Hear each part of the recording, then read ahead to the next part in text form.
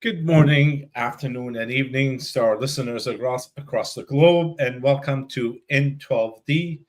Today we are still in season 2, episode 15, and I'm with my co-host, Kathy Pratt. Kathy. Thanks, Ramzi. First, we should say that usually Suzi's with us. She's part of our team here, and Suzi's been away for a couple weeks on retreat in Spain, and I hear that it was successful and incredible. So, Suzi, congratulations. Congrats. It will be nice to have you back. If you're wondering what Suzi's up to, you can look at her website, wakeuplittlesuzi.com. Today, we are going to explore life with one of my favorite humans, Ramzi, my partner. And where should we start? Should we how did your life, this is our constant theme, turn from ordinary to extraordinary? How did that happen for you? Well, other than me being born extraordinary. Yeah, well, we know that. um, well, it started a long time ago, and at least now, looking back at time, I know it started way before. I think I was at a young age. Anyways, what happened is I started to feel and see things differently. I started to notice. I don't want to say spirit, but I would get information that weren't available. Of course, during my time, we didn't have internet, and yes, I am old. We're the same age, so stop. So we didn't have, like, I grew up in Lebanon, so we had war most of the time, so we didn't have telephone either, or anything, any communications available at that time. They were not available for us over there. So I would get information, I would know things, but I didn't know what they were. I didn't know that was a connection to spirit. I wasn't even aware of spirituality. Although to go back to look back at the things, I lived in a country where it's mainly dominating Christian in my area, not the whole country, but in my area. So it's like within a block, I had one Maronite church, one Orthodox church, and one Catholic church. So they were right next to us, and the whole country goes to church on Sunday. And I couldn't connect. There was something that wouldn't allow me to connect, and I couldn't connect at all. And there was this. Let's assume there was a rift that would open, but I knew there was something beyond that, and I didn't know what it was, but I knew it wasn't through that. And there's always conflicting stuff that happens, when you're not part of the mainstream of other people. And So did you feel on the outside because you weren't shuffling into one of these churches that was right there when you were little? yes, I was an outcast. Oh, I was an outcast, and one of the things that happened to me is that they started drafting young people from school. So they took us from school. We had to go training, military training, and so on. And I really had this fear that if I do something to hurt someone, I won't be able to live with myself for the rest of my life. hmm. And finally, what I found there was a Red Cross in our area. So I went there and I joined the Red Cross. And the Red Cross had two sections. One is what they call secouriste, which is to go out and help people, injured people, and take people to the hospital. So it's more of an ambulance service. And another one was for social services. So I joined the social services, and I used to work with children and old age people and so on. So just to run Yeah. away from the war, yeah. So this was when you were a teenager?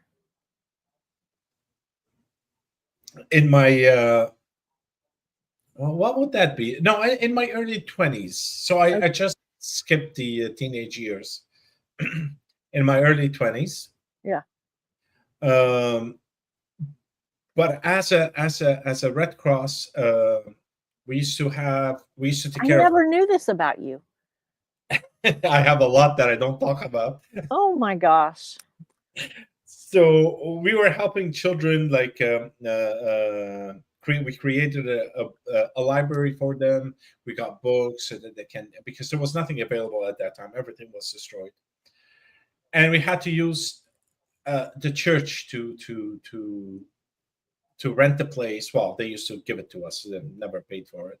And we had meetings over there, helped out children and so on. Even with all of that, I had this distance with the church, with everything.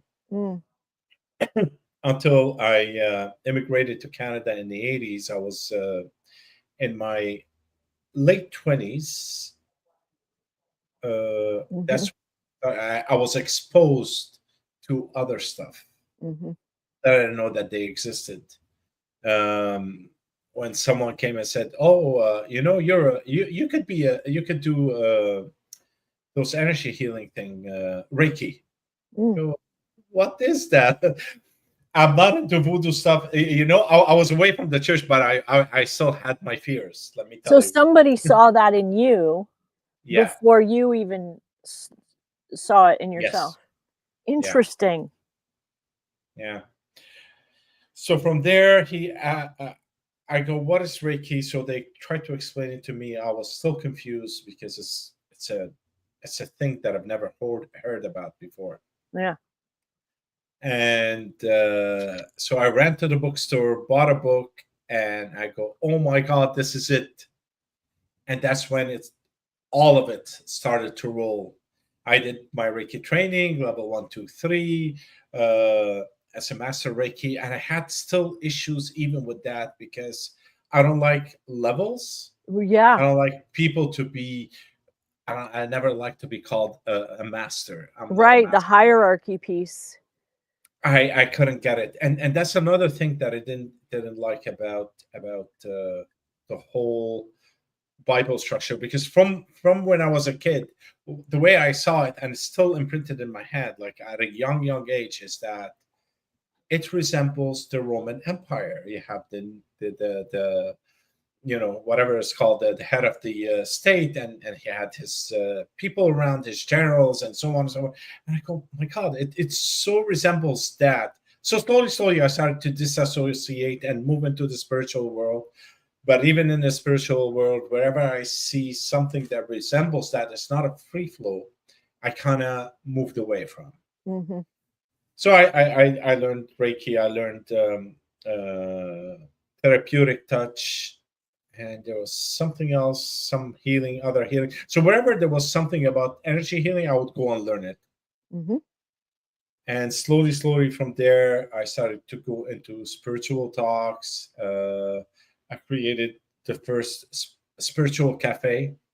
We used to do bi-weekly meetings. We just sit together and talk about something. Nice. Yeah, and that introduced me to other stuff also. And one day someone told me, "You have to read Conversations with God." And I go, "Oh God, no. This is insane. Like, seriously, God is sitting there and waiting for someone to talk to. He's either bored or the guy is kind of lunatic." So I didn't touch it. I'm being honest. I didn't touch it. I never bought it. Then the second person, after a couple of weeks, also tells me the same thing. And I'm still like, no. And a month later, someone else says, "Oh my God, you have to read this. You have to." I go, "Okay, you know what? I have a spiritual cafe. Let me just, take a look at it and see what it is all about." And the minute I read it, everything kind of collapsed. And this is where I had my, what is called the dark night of the soul. Oh boy. Yeah, that's where I went through. And by the way, I don't like that name. I prefer to call it the dark night of the ego, Okay, because that's that's when your good. ego collapses. The soul never collapsed. The soul is there with its pure presence within you, Yep. and your ego collapses, and everything, your whole empire that you create in your own head, because whatever we see is created by us. So I built my own little castle, and I lived in my castle, and I was a king of that castle based on Right. the information that I had. Right. And then when everything collapsed, the whole castle collapsed. I love that as a metaphor. The empires that we make in our head. Right. They just collapse. It's gone. And then they fight with each other, and like, And, I've elevated myself to the ruler of the planet. and it's all in your head. Everything rises and collapses in your mind. That's it. There's nothing on the outside. So the And dark that's what night I of the learned. ego. Yeah. Beautiful. And I was like, oh my God, everybody has to wake up. What's wrong with people? And I started I started to buy a Conversation with God, the book, and give it to people. Mm-hmm. And nobody had the same experience that I did. Mm. And it took me a while to realize it's not the book. Mm-hmm. There was one word in the book that changed everything for me, Mm. but it has no meaning to everybody else. Mm-hmm. That meaning was just for me. Mm-hmm. Mm-hmm. And coming to that realization, I knew you can never help someone to move from one spot to another. Yeah. You can't help people. People have to help themselves. You can give them the tools, and something will resonate, and that will help them break the pattern that they're in, or the castle that they live in.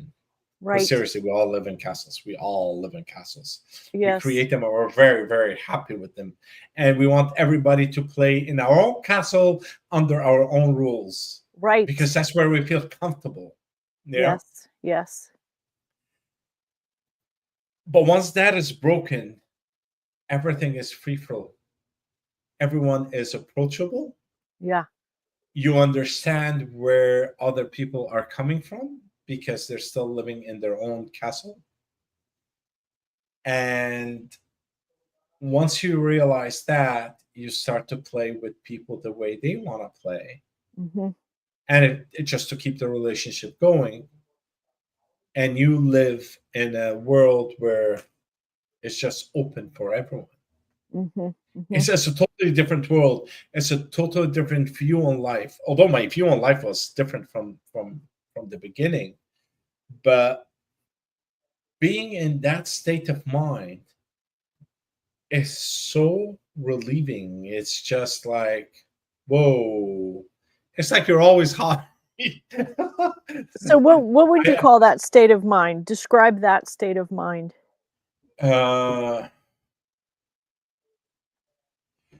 That state is a state of openness and understanding. Mhm.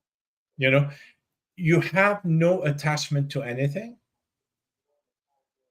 and whatever happens. It is what it is. But at the same time, and this is where I see people fall in a pothole or a big crater, is that, oh yeah, whatever is going to happen is going to happen. Let me just sit and watch TV. Yeah. It ain't going to happen. Right. It won't happen. You still have to do something, and whatever the outcome is, it is. Yeah. Yep. And if you look at people and what we call successful people, they bloody failed 500,000 times. Mm-hmm. They don't talk about it because Mm-hmm. it means nothing to them. Mm-hmm. You know, All the to them, it failures. was all failures are just a learning curve. And what they stress on is the accomplishments that they have today.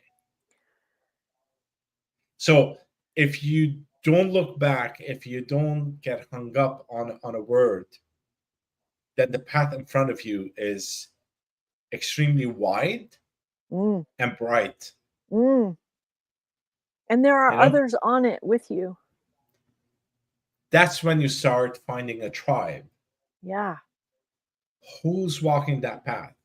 And the funny part is when you are in that state of mind and you're walking and you're not really attaching yourself to anything, you become a magnet yourself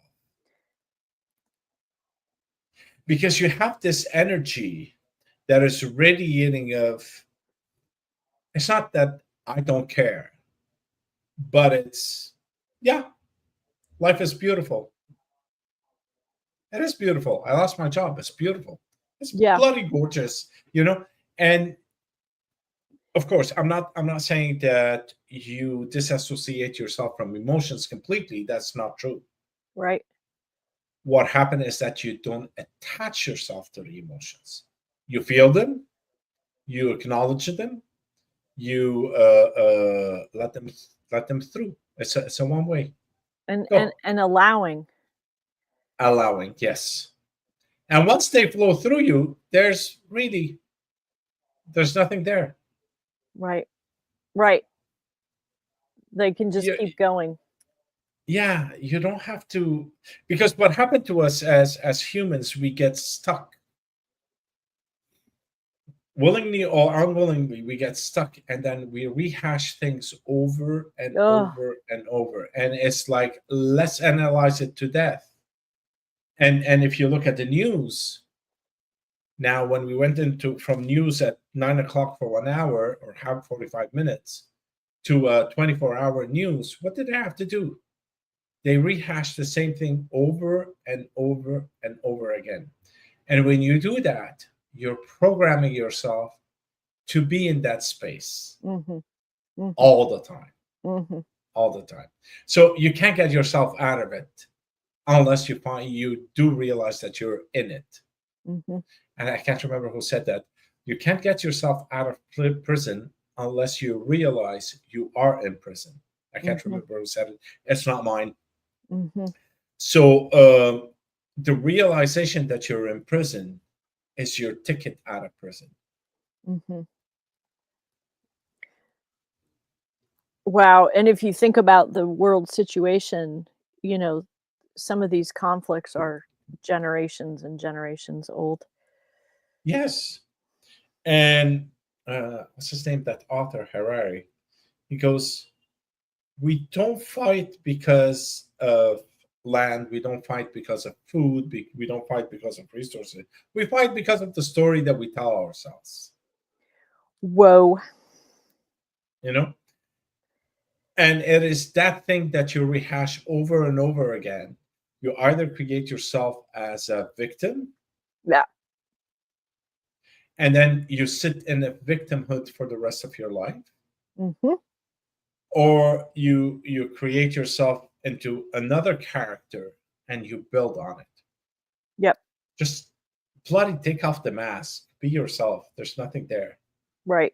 There's nothing there. We don't need masks anymore. We're at a point in humanity's life that information is passing so fast. Here we are, two countries, and we're broadcasting across the globe through internet. Who knew that this will be able to happen? It's Nobody. crazy. It's crazy. When the first cell phone I saw, it was like this huge. Yeah. It was massive. You need to carry a carrying case with it to go around, and today we have it like it's a small little phone that has computing power more than what NASA had in the 60s when they sent them a okay, let's not go into conspiracy theory. When they landed on the moon, they had less computing power on their computers than what we have today on our phones. In our pocket. Yeah. In our pocket, yeah. Crazy. So we're at this point in humanity, we shouldn't be attached to anything anymore. Mm-hmm. Information flows fast. Don't attach yourself to the information. Don't attach yourself to any. And remember, my father used to say that don't even write your name on a hydro bill, because one day somebody will hate the hydro company and they'll see that you're supporting it, you know. to that point, which is in a way true. Who cares? All of these things are passing through. You're a visitor over here. Yeah. Treat it as that. Nice. And then that life is beautiful. Life is always bloody beautiful. Not to use the other word. Right. So you call yourself a holistic alchemist. We're jumping. Yeehaw. I know we're jumping. We jumped through mediumship, and now we're at another place. So maybe we can walk backwards.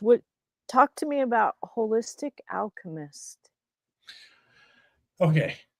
Through my years of training of energy healing, and from there, I got to mediumship during COVID time. I can't remember when COVID happened. COVID-19, 2020. Oh yeah, so 2020. Yes, thank you. I forgot what it meant. So during that time, I went in from energy healing. I studied mediumship, and from mediumship, I liked it at the beginning. It was beautiful. You sit down, you center yourself, you get information from spirit. You get to describe the spirit, and I had a lot of successes with that. That was like awesome. I wanted more, but then I started to realize that people become dependent on me. Mm.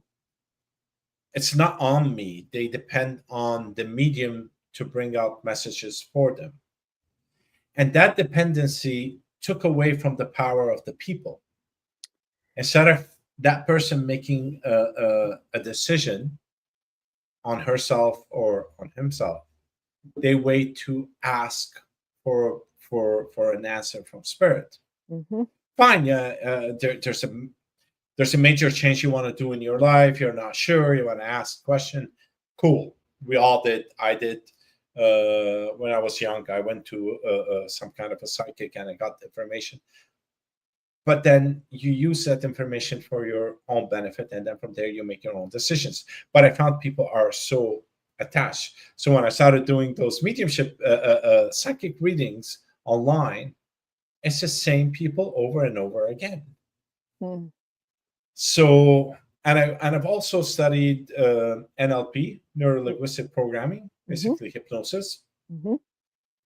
So I started to use NLP with energy healing and mediumship, and that's where the term came out, a holistic alchemist. Yeah.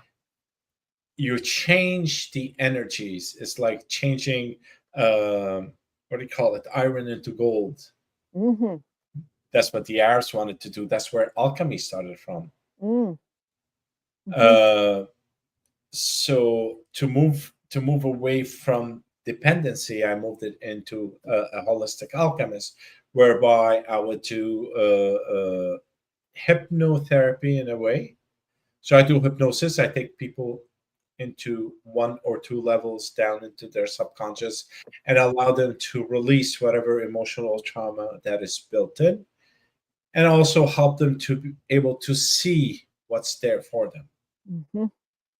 See, some people they're in control. They would like to be always in control. Yeah, good luck with that. And you can never break the cycle. Mm. I would work with them, and like they'll come for 1 session. I'll give them 3 sessions for free, and hopefully, slowly we're able to break that. Some people do, some people don't, and it's just they kind of like stay where they are. Yep. So that's where holistic alchemists come from. To answer your question, what I'm hearing is that you're helping me to realize the way my work is going now. Also, I'm hearing that are you kind of hoping that people who come to you as a client would step more into this for themselves and open their Yeah. intuition and start asking their own questions? Absolutely.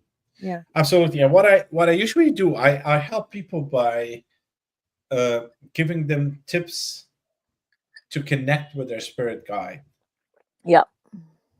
Okay, now let me make it clear, because some people might not be able to differentiate between mediumship and spirit guides. Spirit guides are spirits that are around you, that guiding you. You can call, you have a team, you have one, two. It could be ancestors, it could be whoever, who cares? There's a spirit that's there to guide you. If you connect with that spirit, you'll start to find information flowing on their own. You know, Mm-hmm. I woke up this morning, I was like, I wasn't in deep sleep. It's like that stage when you're moving Mm-hmm. out of deep sleep into the wake state. That state is where you have connection. Mm-hmm. That's the state where you can get the most information out of it. I'm in that state and I go, okay, tell this person, send them a text message and say, do this, this, this. Mm. And then I went into deep sleep and I woke up again and I hear my phone rings. And he asked me the question, so what happened? But so I go, okay, I got it. So I went in and I said, do this, this, this, because this is required. And I hung up. And I sent the message and I went back to rest. Mm-hmm. So you get yourself into that space. You have a friend that you can talk to. Mm-hmm. Mm-hmm. You can call them imaginary, but they're not imaginary. Mm-hmm. They're there. You can feel them. Mm-hmm. If you center, and in my case, and everybody is different, you center yourself, you take a deep breath, you relax, whatever, and you ask your guide to come close and come closer and closer. And you start to feel a different vibration. In my case, it comes from the right side. I feel a bit of pressure. And I go, okay, well, it's time for us to merge. Let's merge. And I feel my heart pumping stronger than normal. Mm. While the pressure is coming from the right, kind of like merges, but it's still there. And we sit there in silence. Something might come up, nothing might come up, whatever it is. I put my attention ahead of time so information could flow. And then I thank it and I go do my own stuff. And I'll give you an example. A couple of months ago, I wanted to buy t-shirts. You know, they're especially to go swimming in. And I go, okay, where do I go? Where do I go? And I'm like, I hate shopping. And then it says, right now, go to the Bay, which is a department store, and buy them from there. So when this comes to me, I usually just follow. I ran into the department store. They're on 20% off. I go, great. That's awesome. So I picked up two and I said to myself, you know what? Let me pick up three since they're on special. They're not expensive and special. So let me do that. And while I was holding the third one, I said in my head, this is for free. And I go, no. I look at the signs. It's only 20% off. So total's, 20%, which is great. I don't need to worry about that. It's not a big deal. So I went on looking for other stuff. I bought a couple of things, went to the cash, paid, went home. I'm looking at the bill. That t-shirt was not punched in. Mm-hmm.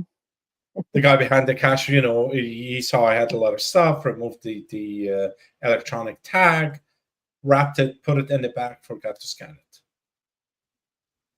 But I knew that it was for free.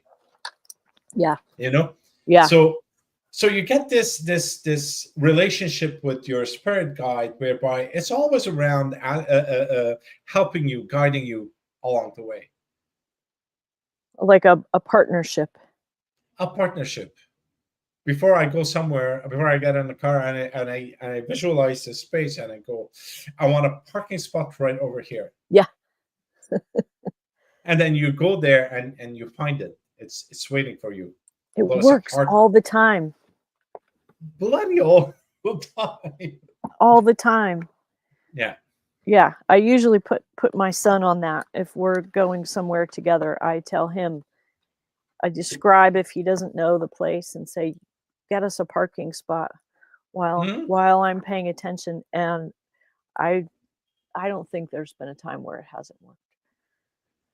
It works all the time. And it's simple. Be present, center yourself. And I don't want to say be present. Don't just be present for the parking spot. Hmm. Be present at everything that you do. Make it a ritual. You want to have your tea? Be present. Yeah. Hold your cup, feel it. I know it's warm. Mm. So you feel it. There's now a relationship between me and that cup of coffee. Tea, sorry, I'm drinking tea. Mm-hmm. The smell of it comes out. This one is with cardamom. So every time I get it closer, I take that whiff and I enjoy the smell of cardamom. Mm. So I'm always in a space of centeredness. Mm-hmm. I'm not in a space where, ooh, it's 1:30. I have to run to this place in half an hour. I don't care. When it comes, it comes. I put them on my phone so that I don't forget, because now I'm on the free flow. I'm not bound by time, Mm-hmm. but I still have to live within time Mm-hmm. to be able to function with society. So I put it on my calendar, Yep. and it pops up 15 minutes before, and I go, oh yeah, I have to go to this spot, to this place. Mm-hmm. Get ready, and I go. Yeah. But Beautiful. being centered and present all the time connects you to everything that is around you. So is this, we've been talking about leaving behind the terminology of, I mean, none of us ever liked psychic, the mediumship, and now it's a knowing. It's the knowing. So Yes. talk to me about that word, the knowing, instead of being a medium or a reader or what, an oracle, whatever it is, it's the knowing. Yeah. How am I gonna start? I'm gonna start with somewhere else. Okay, let's start from Yeah, somewhere else. We'll get to the knowing. you get to decide. Um, to the listeners, whoever listened to Ariana, Yep. she Aviana. was on Aviana Castro. My apologies. She was on the show Episode four shows 11. ago, episode 11, and she talked about ayahuasca. Mm-hmm. She's done it. I don't know how many times. Excuse me, many times. Over 100, right? Yeah. So I did ayahuasca not as many times as she did. I did them in 2018, 19, and I did them after COVID also. I did it 3 sets of time. The first time was three, 1 day yes, 1 day no, 3 times. That's 1 set. The second set was 2 times, and the third set was 2 times. And every time you take an ayahuasca, it kind of breaks your fears. Mm. It breaks everything that is holding you back. Mm. You know, um, male, Arab, and psychic don't work together. Those three they don't merge. Yeah. So that started to break that fear out. And so what? You know? And so what? So when the so what came about, slowly I started not caring about what's happening or how people see me. I started to flow with my knowledge and what comes through. So I did my ayahuascas, and I was standing there making coffee, and all of a sudden it opened up this whole knowingness, me part of the universe. Mm-hmm. And I go, oh my God, this is it. This is it. There's no mediumship, there's no psychic, there's no nothing. All these things, we gave them labels because we're not sure how to treat them. because society puts you in a little box. Yeah. And you're that box. You're a secretary. You're an accountant. You're a garbage person, or Yeah. whatever it is. We love that. We love that. Our brain loves it. It comes in little boxes, Yeah. well wrapped. I don't have to worry about it. I fit in this one, and Right. that's the end. Yeah. And this one, when I saw I'm part of everything, Mm. and I am everything, all these boxes just fall away. Mm. And what's left is the knowing. I'm in the presence of knowing it all without knowing anything. Yeah. You know, I don't need to know how an atom splits or what it does. It's not for me. But if I need to help someone do their homework, I can just be present, and then the information will come. Mm-hmm. I'll search and it will come to me. But it's there. Access Not to only everything. exactly, not only in a spiritual realm, but also Yeah. on the internet. Right. Because those two are going to start to merge Mm-hmm. in a way that we've never seen before. Mm-hmm. And it all becomes one with us. And that is a state of knowing. Mm. Mm. Sorry, I had to go through all of this because the ayahuasca did something. And I don't promote it, and I don't ask anybody to go do it, but it's for me. Mm-hmm. It called me to do it. Some Mm-hmm. people are not called to do it. And that's fine. Maybe they don't need it, but I was called to do it. And with my calling, I was like searching for something that I did not know. And once I took it, things started to break in my life. At that in that era, did that coincide with an event or something? Or, you know, like why did that why did you start searching? Uh, I was doing energy healing, and we started the Heart and Soul Cafe, and from there we started doing events, uh, live your richest life events.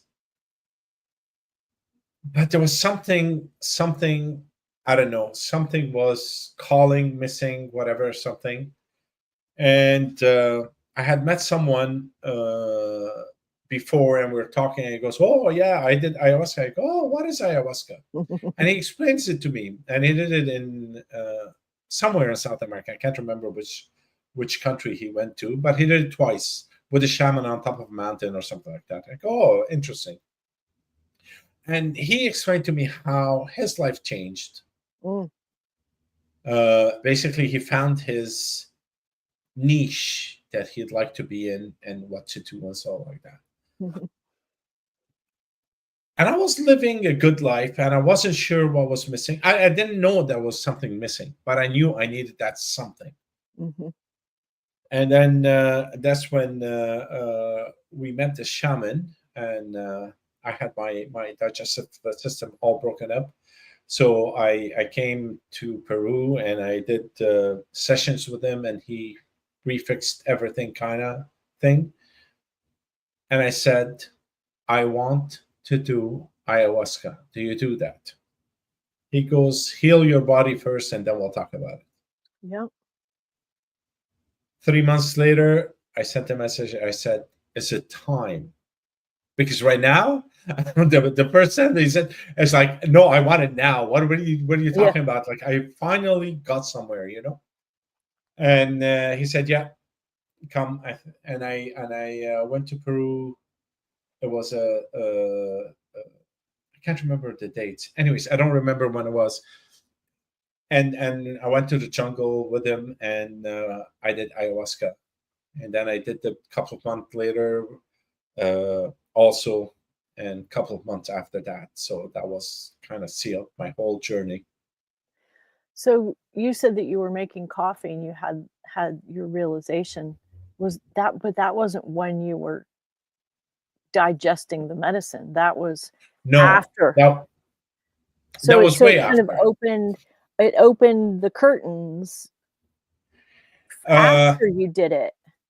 yeah, So it's not like you just take the medicine and then have these realizations. It actually works on you no, afterwards, changes you. no.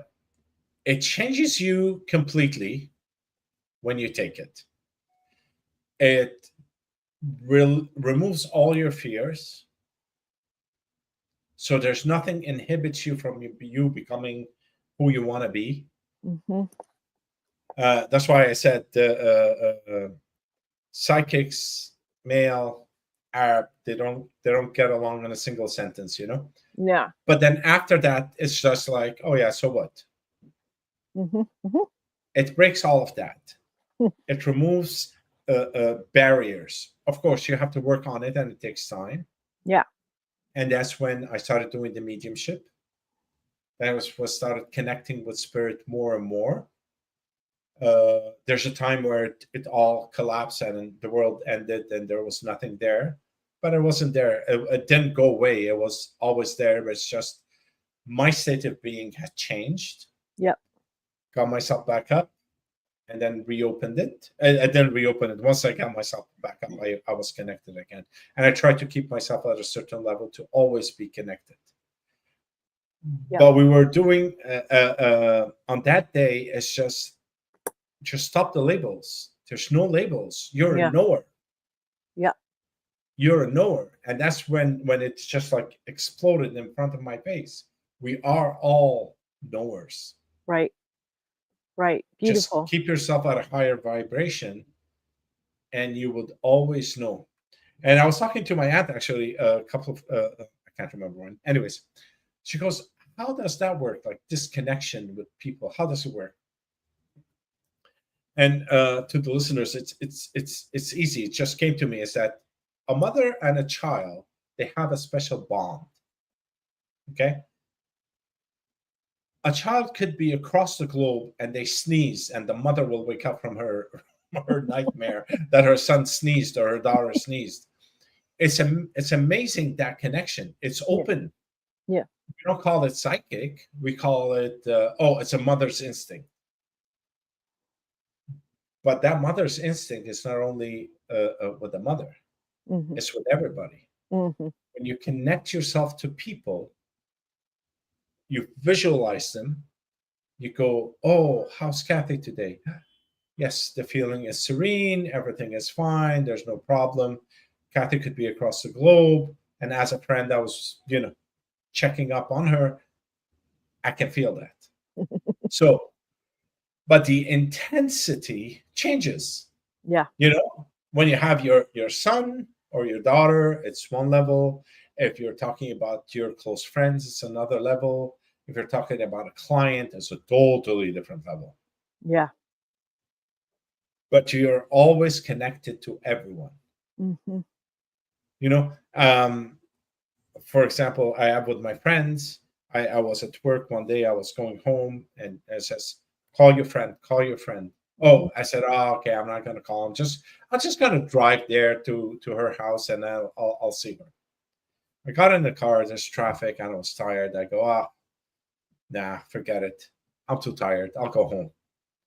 And this nagging voice wouldn't stop. Call her. Call her. So I said, "Okay, I'll get home. I'll change, whatever." And I called her and I go, "How are you doing?" Just fine. There's nothing. I go, "It's funny because I got like a nagging voice saying to check up on you." Hmm. "Oh no, maybe it's telling you about my daughter because I was helping her daughter out." I go, "No, no, no, it's not your daughter, it's you." And that's when she started crying. Mm. I go, "Okay, fine." I said, "Stay where you are. I'm coming to pick you up. We're Right. going out for coffee." you know? Right. And I go, "Damn it, I should have listened to it from the beginning. Just go over there, call, and then go for a coffee." But Right. that's where it just, the connection is there. It's always there. And you start to know, to feel. And like I said, different levels. She was a close friend, so I can feel it stronger. Mhm. Beautiful. Like I know when my friend texts me before they text me. Yes, you do. Yeah. Absolutely. Yeah, it's actually really fun. So if people are curious about the ayahuasca, um, I'll put Aviana's link Yeah, in our the information for this on YouTube. And yeah. so Ramsey, tell us about your holistic alchemy work now. Oh, it's awesome. I'm We not need gonna say that because what happens is this: with this type of work, I get to use everything that I worked for, yeah, all your studied, tools. and trained, all of them for the past whatever. I don't. How many years has it been? Maybe like maybe 20 years of learning Mhm, all these things. And I mhm, have now a toolbox mhm. where instead of just using one tool to help, you merge all of them into one and you help. See, last time I had a client and I knew what she wanted, but I wasn't, I was told not to give it to her. Okay. She wanted psychic readings and I wasn't going to give it Mm, because I felt the dependency. yep. I was told there's no drive to do anything from the client's side. It's just I need this answer in order for me to make a decision. Mhm. And I said no. We're gonna go into this. We're gonna do the holistic alchemy thing. So I did the first session. I saw where the problem lies. I said, okay, maybe the second session she'll be able to see it. And like I said, she paid for one, and we made like all three sessions in the price of one. But I never care about the money as much as I care of people waking up to their potential, Yep. understanding who they are. So the second session, I was doing it, and the whole session was useless Mm, because the control mm. of me having what I want is more important than actually allowing myself to free flow and understand where it's coming from and make a decision. No, I have Wow. to control everything. Yeah. So I knew she wasn't coming back, Yeah. which was fine. Mhm. Uh, she never registered for the third session, and that was the end of it. But I knew while we were doing this session, I got a call from the other side is that it's not working, and she's disappointed because she wants the answers. And she's not ready for your kind of work. Yeah, no, yes, they're not ready, and some people are, and some people are not. But what I do with people is take them on a journey into themselves. Mhm. We talk about. I always like sit and chat for 15 minutes just to see where they're coming from and what they're looking for, and then tailor it to take them there and have them Yeah. to see what's there. I had one lady. She came in. Of course, she had her own issues with male energy. Let's say. Mm. Let's keep it at that. Helped her get over that, and to the point where she did not want anything to do with men. Yeah. She wanted 100% feminine energy and she wanted to do her business and stuff like that. And she went on that path. But that's a choice, right? Yep. She got to a point where she came back and we did another session. She started to integrate the male energy into her thing. I go, did you understand what happened? Because I sit with them and we talk at the end. She goes, no.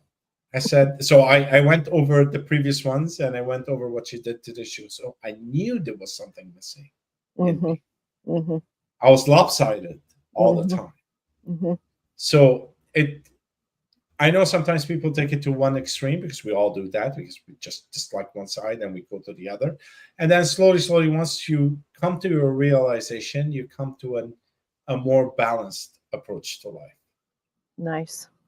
So how So do people get a hold of you? You can go on my website, ramzicheety.net. You can connect with me. There's a 15-minute, free call. The 15 minutes usually takes 45 minutes, but and if you want a session, you can register on the website. It's all automated. So it's just simple to find. No tricks. No tricks. Come and sign None up. whatsoever. Yeah. Working with Ramzi is so interesting, and if you're ready for it. And we also have, which we're going to be doing, a tea with the ancestors on in12d.com. Most probably we're going to have one in June and July, and then September after the summer holiday.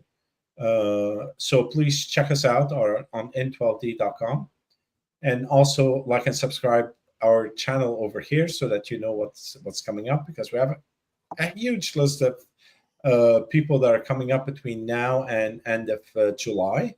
And we're looking to do something special end of July. We won't talk about it now until we finalize it. But yeah, you can always find us here at in12. You can find me at in12d.com or ramzicheety.net. Yep, or through my website. Your website? What's the I didn't get to go to the Tea with Ancestors. Do we get to contact our ancestors? Okay. The way we structured it is allow the spirit to show up on its own, and not come in with an expectation. I want to talk to my grandmother. Okay. Okay. So the way we did it is that we all filled up our cups with tea. We did a tea ceremony by infusing the tea with our energy, a healing energy, and from there we took a time in silence to call in whoever is around and come and join us. Beautiful. Allowing again. Opening the window for what wants to happen. Exactly. So we had a couple of actually Suzi connected with a couple of spirits that were I would say hovering around, loitering. There are a couple of them that were loitering around, and oh yes, while we were meditating, I saw a lady that she didn't want to talk, she didn't want to have anything. She just wanted to pass a message to her daughter that, hey, I'm good, you're good, love you, and I'll walk out. She's that type of a character where emotions were not too warm. They're more on a lukewarm type of thing. She did what she did. I passed on the message, and we continued. And then during that 1 hour and a bit, messages came in. Spirits connected with their what do you call them? Their relatives over here, the live one. And we passed out the messages to them. Even the people that joined were able to get messages also. Nice. They pass out messages. It's not about me passing on things or Suzi or whoever it is. It was a collective. People are actually doing the receiving. Yes. So if you're curious about this, go to our website and sign up for our newsletter, and that's gonna you will stay up to date with the activities that we have, as well as subscribing to our podcast, because you can hear news here also. So Ramzi, we have about 5 minutes left. I just want to say one thing before you move on. We don't spam people with tons of newsletters. We barely write one a month. So don't worry about it. You won't have tons of emails from us. So do register at in12d.com. Yeah, the emails come out when there's something to say. Yeah. and we're not very talkative. So I want to say that I'm pretty excited. Next week we are having Flo Magdalena, who has she's a fellow Vermonter, and she has written several books. She travels, she teaches, and gives experiences. So she's going to be here next Thursday. She's doing some work channeling a knight from, I don't know what his time period is. Her book about this is called The Light Magnificent, and I'll put that in the information also. She's involved in a project with Sue Cooper over in the UK, writing a new version of the Magna Carta. So that's fascinating work, and Flo will be here next Thursday. Ramzi, I have a question. Go ahead. How do you stay balanced and well in these times? It's an interesting question. I would say I don't listen to the news. No news. No news. No But news. it doesn't mean that I don't check it out every now and then. Because what happens in the world is that energy gets hijacked by certain players, dominating players. I just want to see how it's flowing, because once you become an empath, once you do these type of work, you feel things in the air. You feel there's something not kosher happening. Sure. Yesterday, I didn't know why. I was like exhausted all afternoon, basically crashed.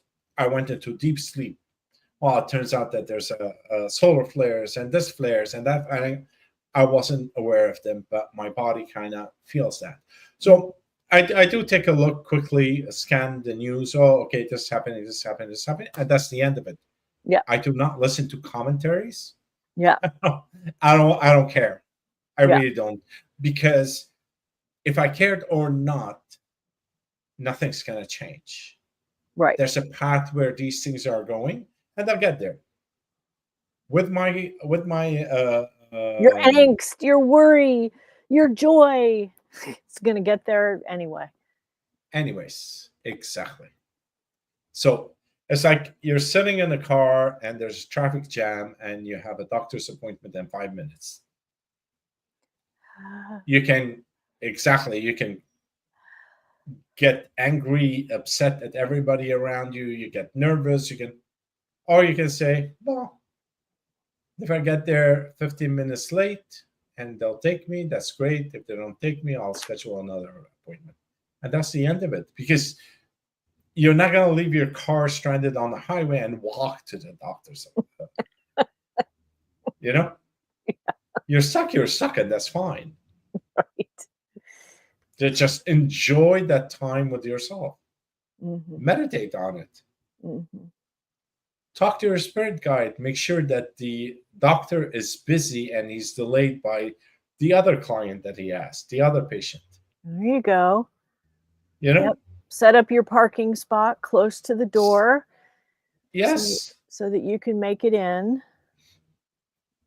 A lot of times these things happen on their own. You know, I don't think about them because I'm not worried about them. And there are certain times when I go, oh my God, I have to do this, I have to do that. I just hit walls for nothing.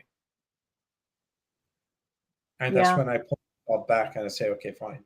It is what it is. You know, look at it. You're an observer. Mm-hmm. That's what you are. Mm-hmm. Observe. Mm-hmm. Mm-hmm. Watch that movie moving. Feel the emotions. Cry, laugh.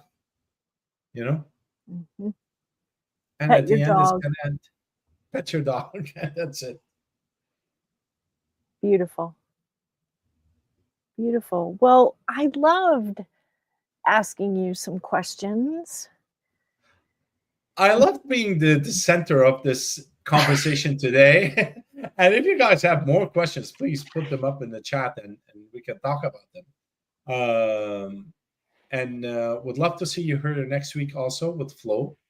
And do register at the in12d.com for our newsletter, and do like and subscribe to our channel. It helps us continue bring you amazing guests and topics. And if you have topics that you're actually interested in that we have not touched on, please send it to us. Put it in one of the chats and we'll get it. And hopefully we'll be able to get someone to talk about that topic. And on that note, Kathy, thank you so much. Oh my gosh, my pleasure. This was so nice getting to know you a little bit more. Thank you. Thank you. And we'll see you all next week.